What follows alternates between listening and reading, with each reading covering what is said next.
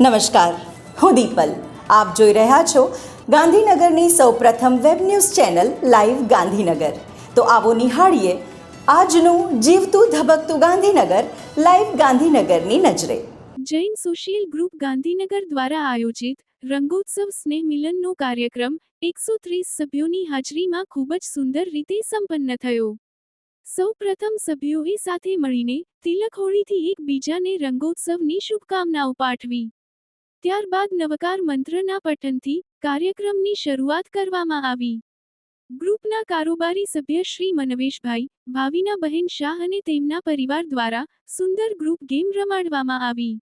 Music, મસ્તી અને ધમાલ કમાલના સુંદર રાઉન્ડમાં દરેક સભ્યોએ ઉત્સાહપૂર્વક ભાગ લઈ પોતાના ગ્રુપને વિજેતા બનાવવા સુંદર પ્રયાસ કર્યો.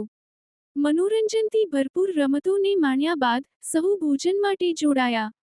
આ આયોજનને સફળ બનાવવા પ્રત્યક્ષ અને પરોક્ષ રીતે સહકાર આપનાર દરેક કારોબારી મેમ્બરનો જેએસજી પ્રેસિડેન્ટ હિતેન્દ્રભાઈ અને સેક્રેટરી વીણાબેને આભાર માન્યો હતો. જેએસજીમાં વધુને વધુ જૈન મેમ્બર્સ જોડાય એવા પ્રયત્નો કરવા ટીમને જાણવામાં આવ્યું હતું. ગાંધીનગર તાલુકાના મુખ્ય જંકશન મથક ગણાતું ચિલોડા સર્કલ, વ્યાપાર વાણિજ્ય તરીકે ઓળખાતું એકમાત્ર જિલ્લાનું મુખ્ય પ્રવેશ દ્વાર ગણાતું સૌનું આકર્ષણ કેન્દ્રમાં હોળી અને ધૂળેટી પર્વની ઉમંગ અને ઉલ્લાસભેર ઉજવણી કરવામાં આવી.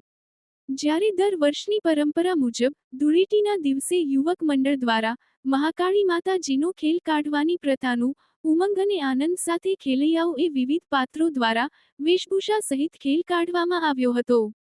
ધૂળેટીના દિવસે ગામના મહાકાળી માતાના ચોકથી ગામના વેરાઈ માતા સુધીની જગ્યાએ ધૂમધામથી ખેલ આયોજન કરવામાં આવ્યું હતું. આ કાર્યક્રમને નિહાળવા માટે મોટી સંખ્યામાં ગ્રામજનો, મહિલાઓ, યુવાનો, વડીલોએ ખેલ રસપૂર્વક માણ્યો હતો અને ધન્યતા અનુભવી હતી. ગાંધીનગર જિલ્લાના ગાંધીનગર તાલુકાના પ્રાતિયા ગામમાં છેલ્લા 15 વર્ષથી એક અનોખી અને પ્રેરણાદાયી પરંપરા નિભાવવામાં આવી રહી છે.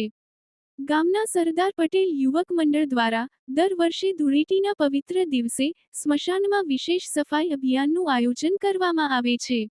ધૂળેટીના દિવસે ગામના યુવકો અને બાળકો એકત્રિત થઈ સ્મશાન વિસ્તારમાં સફાઈ કામગીરી હાથ ધરે છે.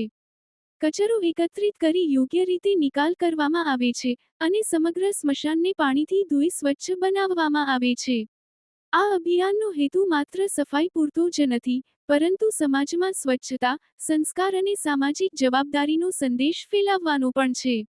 યુવક મંડળના સભ્યો જણાવે છે કે પવિત્ર સ્થળોની સ્વચ્છતા જાળવવી એ સૌની સંયુક્ત ફરજ છે અને આ કાર્ય દ્વારા યુવાનોમાં સેવા ભાવના વિકસે છે.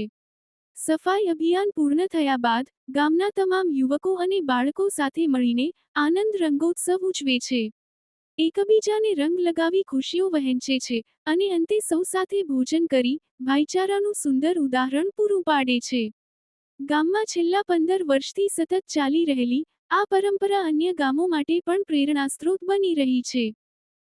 જીએસજી સંગીની ફોરમની બહેનોએ પોતાના સ્વાસ્થ્ય પ્રત્યે જાગૃત થાય તે આશયથી સંગીની બહેનો માટે વુમન્સ ડે નિમિત્તે તારીખ 27 ફેબ્રુઆરીના રોજ હેલ્થ ચેકઅપ કેમ્પ યોજવામાં આવ્યો હતો.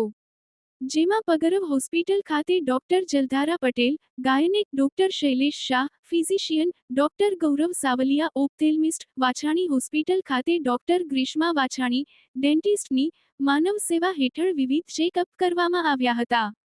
સંગીની બહેનોને સંતોષકારક ચેકઅપ કરાવી ખુશીની લાગણી અનુભવી હતી.